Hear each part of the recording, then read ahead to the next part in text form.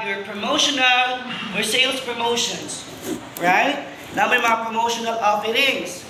Now what if on the month of March, nagpa-promotional offering mo, sa inyong promotional offering nga gibuhat?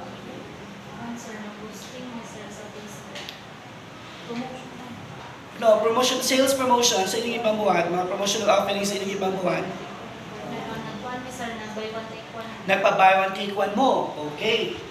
Now, let's say for example, for the month of March, nagpa-buy one take one mo sa inyong aromatherapy oil, and you are still producing the same 800 units. Okay, nagpa-buy one take one mo and then you're producing 800 units. Now, let's say for 800 units, right? Nagpa-buy one take one mo. So, pila man ang atong ibutang amount niya sa March na sales na to? Nga nagpa-buy one take one man mo. 1.6. How did you come up with that 1.6? Times 800 times? 800 times 2, na inuon. Nabaliktad na inuon siya. Diba? Remember, buy one take one. I mean to say, bupalit siya isa ka aromatherapy oil, nasa libre isa. So from this 800, let's say for example, sa 800 kabok, nahalin nyo na siya tanan, kaya na malit. So mean to say, 400 kabok, ipalit o aromatherapy oil. Ang 400 anak niya, libre. So mean to say, this libre is your, unsa man na siya, expense. Mean to say, wala kay halin-ani niya. Gasto ni Nimo.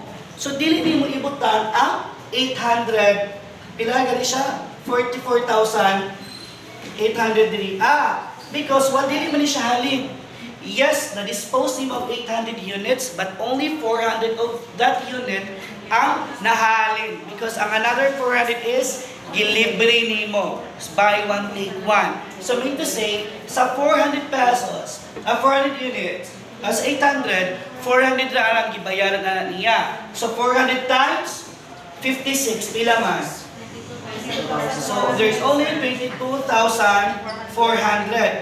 ang halin niya. No, sir, asawan mapadulog ang another for 22,400. Nga mo nga itong igasto. Ang mo itong i-produce. Dito siya sa expense. Promotional expense. Diba? Kung magbuhat mo o income statement monthly.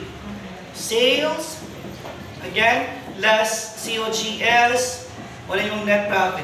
Now, let's say, for example, your sales is bilang ito,